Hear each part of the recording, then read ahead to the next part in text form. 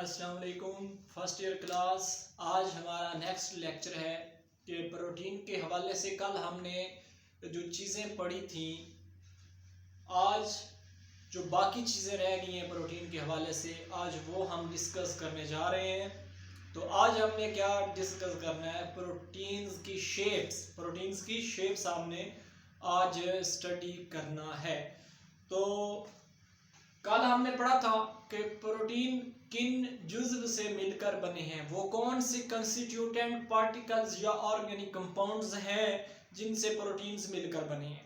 लेकिन आज हमने क्या डिस्कस करना है, स्ट्रक्चर्स ऑफ प्रोटीन्स और उसके अलावा levels of organisation in proteins, कि किस तरह से एक प्रोटीन के मॉलिक्यूल अरेंज पाता है, तरतीब पाता है, उसमें अमीनो एसिड का सीक्वेंस किस तरह से है। तो चलते हैं अपने मेन टॉपिक की तरफ। बिस्मिल्लाहिर्रहमानिर्रहीम। स्ट्रक्चर ऑफ प्रोटीन के हवाले से first we will study levels of organisation in proteins. तो ये चार तरह के लेवल्स हमने पढ़ने हैं। First number primary, secondary, tertiary and quaternary structure. Top to bottom हम जब जाएंगे तो ये जो चीज है ये कम्प्लेक्स होती जाएगी। मतलब प्राइमरी से अगर हम क्वाटरनरी की तरफ जाएं तो स्ट्रक्चर कम्प्लेक्स होती जाती है, और अगर हम क्वांटिटी से आए प्राइमरी स्ट्रक्चर की तरफ प्रोटीन की, तो जो स्ट्रक्चर है कम्प्लेक्स से सिंपल की तरफ आती है। तो पहले नंबर पे हम डिस्कस करेंगे प्राइमरी स्ट्रक्चर ऑफ प्रोटीन्स। हाँ जी, प्राइमरी स्ट्रक्चर ऑफ प्रोटीन्स। तो इसकी अगर हम बायोलॉजिकली डेफिनेशन को देखें तो क्या पता चलता है जी, protein structure comprises of number and sequence of amino acid in protein molecule. जी क्या है डेफिनेशन में, जरा दोबारा से देखें। प्रोटीन स्ट्रक्चर मतलब कि प्रोटीन की वो शक्ल कंप्राइजेस ऑफ, जो कंसिस्ट हो, मुश्तमिल हो नंबर तादाद पर, and sequence of amino acid. Sequence होता है तरतीब पा जाना, अरेंज हो जाना, ठीक है जी। ये in protein molecules is known as primary structures. के प्रोटीन की वो शक्ल जो कि मुश्तमिल हो नंबर और सीक्वेंस, तरतीब of amino acids, amino acids की तरतीब और नंबर पर मुश्तमिल हो इन अ प्रोटीन मॉलिक्यूल, तो क्या कहलाता है जी, प्राइमरी स्ट्रक्चर। ठीक है, यहां तक होगी डेफिनेशन की बात। नेक्स्ट जब इसको स्टडी किया गया, पहले नंबर पे हम जी देखेंगे, पहले बात हो रही है किसकी, डेफिनेशन के अंदर। यहां पे देखें सीक्वेंस वाला हिस्सा, तो sequence of amino acids in proteins. तो पहले नंबर पे एक साइंसदान थे, उनका नाम था एफ सेंगर। ये साइंसदान थे, इन्होंने सीक्वेंस ऑफ इंसुलिन मॉलिक्यूल को स्टडी किया। एफ सेंगर ने सीक्वेंस ऑफ इंसुलिन मॉलिक्यूल को स्टडी किया। तो इसके जो टोटल जो थे, क्या नाम, अमीनो एसिड की तादाद थी, वो कितनी थी, 51। ये टोटल थे 51, और टू चेन थी। एक चेन थी 21 अमीनो एसिड्स पर मुश्तमिल और दूसरी 30 अमीनो एसिड पर। 30 एंड 21 क्या बनता है, 51 अमीनो एसिड। तो इस तरह से इंसुलिन का मॉलिक्यूल बना है।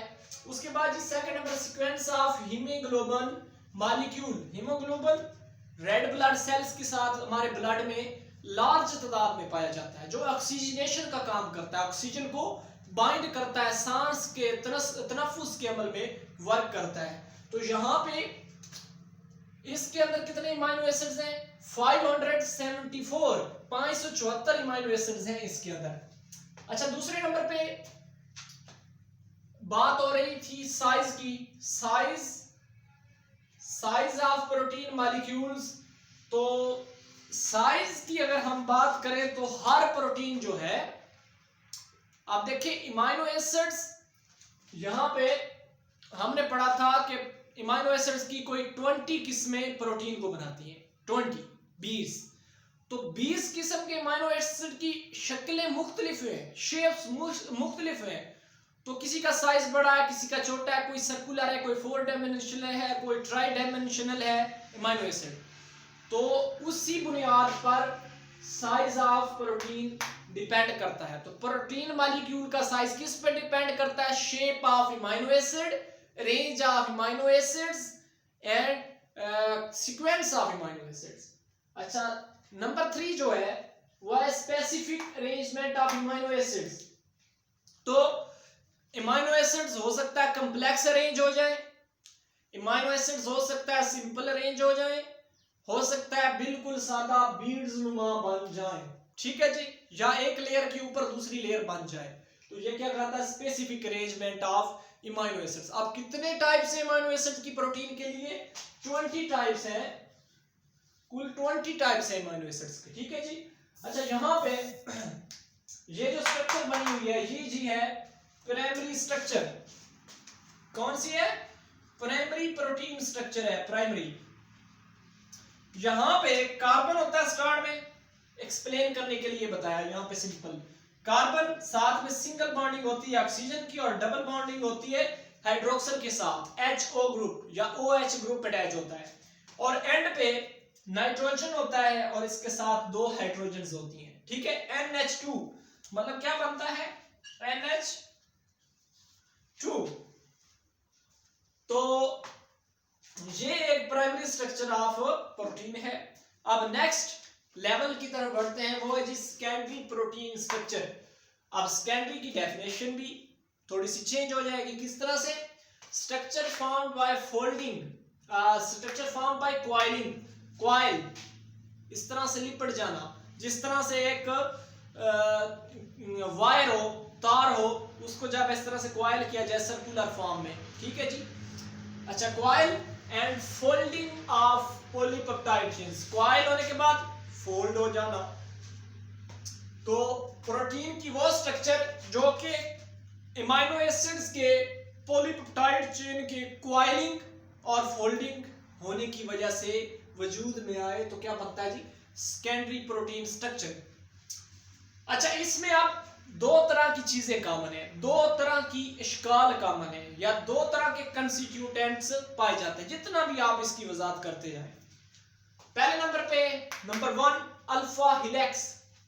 हिलेक्स, हिलेक्स जब हमारे ज़हन में टर्म आती है ना तो हम सोचते हैं जी हिलेक्स क्या होगा? हिलेक्स स्प्रिंग नुमा, ठीक है जी, स्प्रिंग नुमा। तो हिलेक्स कहाँ है? Spiral formation of basic polypeptide chain is known as alpha helix, spiral spring नुमा। ये है जी आपका अल्फा हिलेक्स, हिलेक्स फॉर्म, ठीक है जी। और उसके बाद सेकंड चीज है बीटा प्लेटेड शीट। बीटा, ठीक है जी, साइड पे रख दें। प्लेटेड शीट मतलब प्लेट्स नुमा, ठीक है, पूरे सीक्वेंस के साथ प्लेट्स आपस में जुड़ी हुई हैं, इंटरकनेक्ट है। तो ये है जी बीटा फॉर्म, ये है जी अल्फा फॉर्म। बीटा देखें ये प्लेट्स हैं इस तरह से, दूसरी प्लेट्स इस तरह से जुड़ी हुई है, इस तरह से आपस में प्लेट्स जुड़ी हुई है आपस में, ठीक है जी। तो ये है जी folding back of the polypeptide chain is known as beta pleated sheet. अच्छा, नेक्स्ट थर्ड लेवल है ऑर्गेनाइजेशन का tertiary structure. Polypeptide chain bends and folds upon itself. क्या जी? पॉलीपेप्टाइड चेन्स बेंड्स, मुड़ जाती है। ये चेन थी ना जो, ये बेंड हो जाती है, मुड़ जाती है, खाम आ जाते हैं, मतलब वही। एंड फोल्ड्स अपॉन इटसेल्फ, और उसी अपने ऊपर ही घेरा तंग कर लेती है, फोल्ड हो जाती है, ठीक है जी। Polypeptide chain bends and folds upon itself is known as tertiary structure. आपको एग्जांपल देते हैं, ये स्ट्रक्चर जो बनी हुई है अपने ऊपर ये फोल्ड भी होगी है, कॉइल भी होगी और बेंड भी होगी है। ये देखें कितने खम है इसके अंदर। तो ये एक टर्शियरी स्ट्रक्चर है आपके सामने, ये वाली जो स्ट्रक्चर है ये एक टर्शियरी स्ट्रक्चर है। उसके बाद जी फोर्थ नंबर पे क्या चीज है?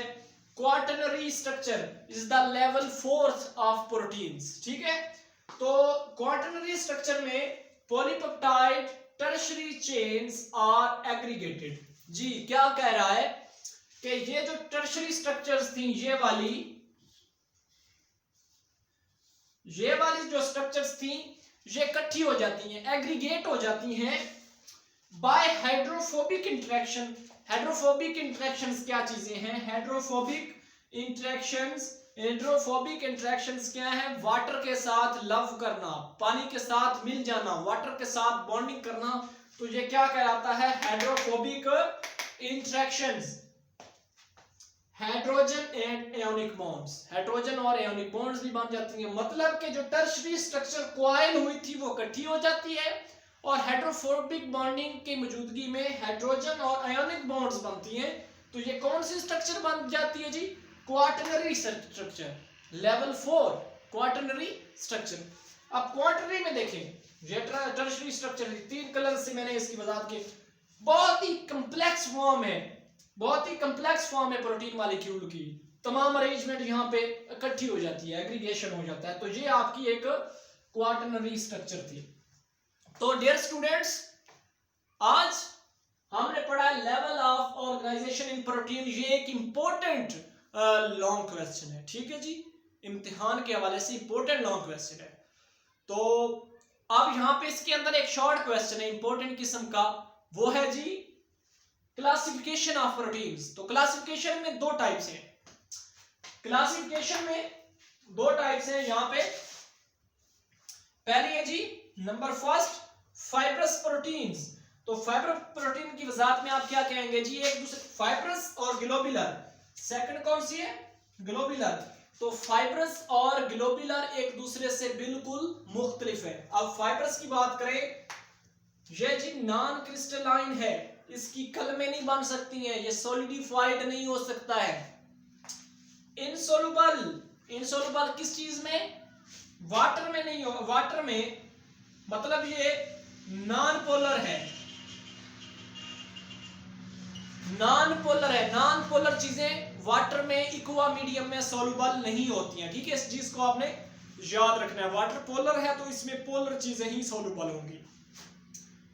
अच्छा, थ्रेड लाइक होता है, धागे नुमा होता है, ये जिस तरह से स्पाइडर वेब होती है, मकड़ी का जाला, ठीक है।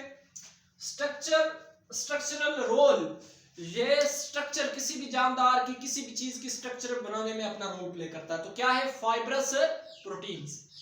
सेकंड टाइप है जी ग्लोबुलर प्रोटीन्स। तो ये इसके फाइब्रस के बिल्कुल उल्ट है। ग्लोबुलर क्या है?